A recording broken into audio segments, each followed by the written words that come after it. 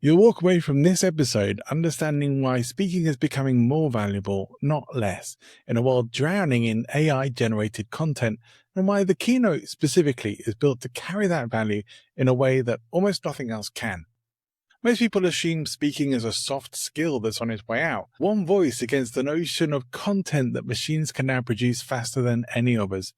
I've spent years building a career and coaching business on the opposite bet, and I still believe it's the right one. So here's what we're covering: why speaking has mattered for thousands of years and isn't about to stop, what a keynote actually is, properly defined, and where all of this is heading, including a genuinely optimistic prediction that I'm not making up just to make you feel better. Welcome to Professional Speaking. This is the show for people who are serious about speaking and becoming known, booked, and paid. My name's John Ball, professional speaking coach, keynote speaker, stand-up comedian, and sci-fi nerd. I'm here as your guide on the journey to a successful speaking career. And I'm coming to you from July in Valencia in Spain in the middle of a heat wave. The heat is unbearable. So here's an assumption I want to take apart before we go any further. Everyone thinks speaking is losing ground. There's more content than there's ever been. AI can generate more of it in a minute than most speakers produce in a year. And attention is fractured across every platform that you can name. The natural conclusion, right now at least, would be that a person standing on stage talking is becoming less relevant, not more. And I think that's exactly backwards. So think about what happened during and right after COVID.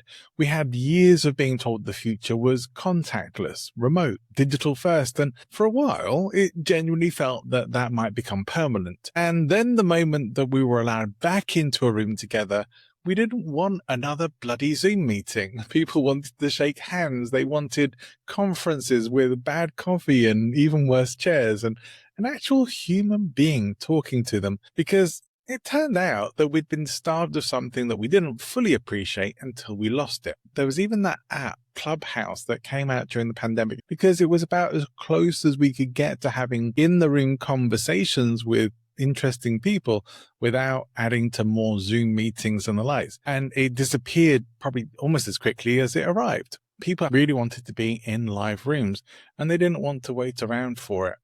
And even though there might have been a little hesitation at first, there was a desperate desire for human contact and connection. I think things were already heading in the direction of more connection, better, stronger relationships with speakers and audiences, or communicators and experts and audiences. The end of the pandemic really accelerated that whole process. Here's the thing though, other than the kind of person who watches a film like The Stepford Wives and thinks, oh yes, sign me up for that please, most of us actually want real human connection. We don't want the smooth, content perfect, algorithm approved version. We want a real person saying a real thing in a real room, and we can tell the difference even when we can't always explain why. The flood of AI content isn't the threat to speaking. It's the reason a real human voice in a room saying something only they could say is about to matter more than it has in years. So that's the claim. Let's earn it. Speaking is an ancient and powerful medium. It isn't new. Even if it feels urgent right now, oratory has been deciding outcomes for as long as we've had civilization. Wars have turned on speeches. Religions have been built on them. Revolutions have started with someone standing up and saying the thing everyone was thinking, but nobody had said out loud yet. We can all think of famous historical speeches that come to mind, ones that had big impacts on society. There was Churchill's wartime speech, and we'll fight them on the beaches. There was Martin Luther King's I Have a Dream speech. More recently, several figures have risen to prominence in the professional and personal development industry through their TED Talks. Think of people like Brené Brown, Simon Sinek, Mel Robbins. Whether you like them or not, their content landed really well with audiences from their talks, which then got shared and spread out and led to books and other content. The talks themselves were the thing that had the impact. So the medium hasn't lost its power. Most speakers have just stopped using it properly. I had Stoic philosophy expert Donald Robertson on this podcast a long time ago, right at the very early days of me podcasting. And he was talking about Marcus Aurelius and his relationship with rhetoric and Stoicism.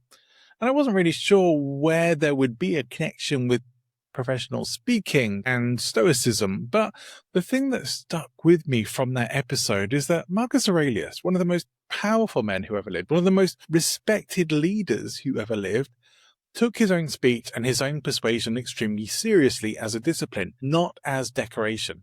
He didn't see rhetoric as performance for its own sake. He saw it as a tool that had to be used with restraint, honesty, and purpose, or it became dangerous. So it's worth sitting with that for a moment, because most speakers today treat their words as content to be produced, not as something with actual weight behind it. The Stoics didn't separate how you speak from who you are. And I think that's closer to the truth than most modern speaker training gets. So let's define this properly, because the word keynote gets used very loosely. What is a keynote? Well, a keynote is just a longer talk. It isn't a workshop, it isn't a panel, it's a deliberate structural choice. One voice, one sustained block of attention, built so a single perspective can land without being diluted by other voices in the room.